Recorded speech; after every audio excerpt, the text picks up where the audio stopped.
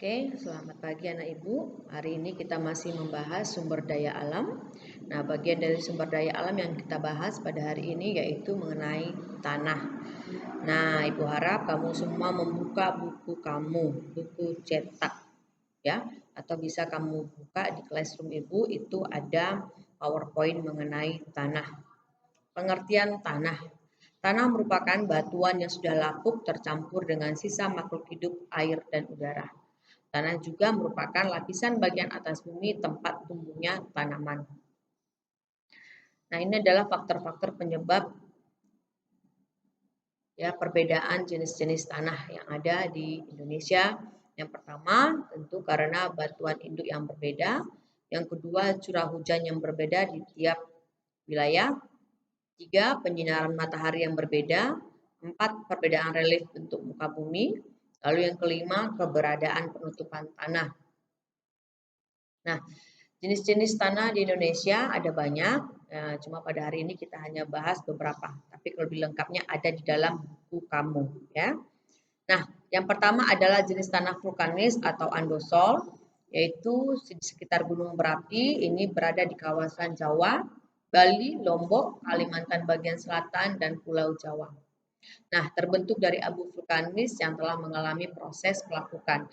Ciri-ciri dari tanah vulkanis itu adalah yang pertama, berbutir halus, tidak mudah tertiup angin. Jika terkena hujan, lapisan tanah bagian atas menutup sehingga tanah ini tidak mudah tererosi ya. Lalu sangat subur ya, di sekitar daerah vulkanis itu sangat subur. Fungsinya dapat digunakan untuk lahan pertanian dan perkebunan. Yang kedua adalah tanah aluvial atau tanah endapan ya, yaitu berupa tanah lumpur dan pasir halus yang terbawa oleh air sungai lalu diendapkan di dataran rendah, lembah dan cekungan sepanjang daerah aliran sungai. Nah, batu tanah aluvial ini banyak dijumpai di Pulau Jawa bagian utara, Kalimantan ya, dan Sumatera bagian timur. Ciri-cirinya tidak semua memiliki kandungan unsur hara ya, atau unsur kandungan tanah yang baik ya, tinggi rendahnya kandungan unsur haranya tergantung pada bahan induk penyusunnya. Fungsinya dimanfaatkan untuk lahan pertanian karena kondisi keasamannya yang sesuai dan letaknya yang berada di daerah rendah. Lalu yang ketiga adalah tanah laterit. Tanah laterit adalah berasal dari tanah endapan vulkanik dan terbentuk dalam kondisi curah hujan tinggi dan amplitudo tinggi menjadi tanah gembur karena proses pencucian tanah. Ciri-cirinya berwarna merah atau kekuning-kuningan, lalu unsur haranya itu sedikit ya dan tidak subur. Fungsinya dapat digunakan untuk bahan baku industri gerabah atau keramik. Berikutnya adalah tanah litosol atau tanah berbatu. Ini terbentuk karena proses pelapukan batuan yang belum sempurna. Ciri-cirinya yang pertama memiliki kandungan unsur hara yang rendah. Sebagian besar tanah ini tidak bisa dimanfaatkan ya. Jadi fungsinya itu untuk penanaman palawija dan padang rumput untuk makanan ternak. Berikutnya adalah tanah gambut atau tanah organosol, berasal dari bahan organik dan terbentuk karena genangan air. Oleh karena itu peredaran udara di dalamnya sangat kurang dan proses penghancurannya menjadi tidak sempurna. Ciri-cirinya yaitu unsur haranya sedikit, tidak cukup subur karena teknologi tertentu, lalu fungsinya untuk persawahan pasang surut. Berikutnya adalah tanah mergel, yaitu mengandung macam-macam batuan karena proses penghancuran oleh air hujan yang tidak merata, terdiri atas batu kapur, pasir, dan tanah liat. Ciri-cirinya itu sangat subur ya.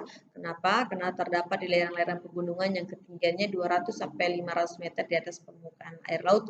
Fungsinya ditanami pohon jati. Nah, berikutnya adalah tanah regosol, itu berasal dari endapan abu vulkanis baru yang memiliki butir-butiran kasar.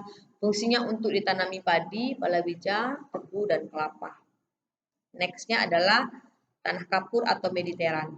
Batu induknya berasal dari gamping, abu gunung berapi, dan batuan endapan yang mengalami pelapukan. Ciri-cirinya ya, kandungan unsur haranya tergantung dari bahan induk. Tanah ini kurang subur, fungsinya sangat baik untuk penanaman pohon jati, palawija, dan lain-lain. Terakhir adalah tanah grumosol atau tanah mergalit. Ini terbentuk dari batuan kapur dan batuan gunung api yang terdapat di daerah yang memiliki curah hujan rata-rata tahunan antara 1000 sampai 2000. Nah, ciri-cirinya bertekstur halus dan berwarna Labu hitam-hitaman terdiri dari bahan yang melapuk seperti endapan aluvial, abu vulkanis, dan batu kapur. Tanah ini sangat berat, mudah tererosi dan longsor ya. Fungsinya untuk penanaman kapas, jagung, kedelai, tebu, dan padi. Nah, Ibu, demikianlah materi kita pada hari ini. Nah, tugas kamu adalah hari ini mencatat catatan mengenai jenis-jenis tanah yang ada di Indonesia. Selamat siang.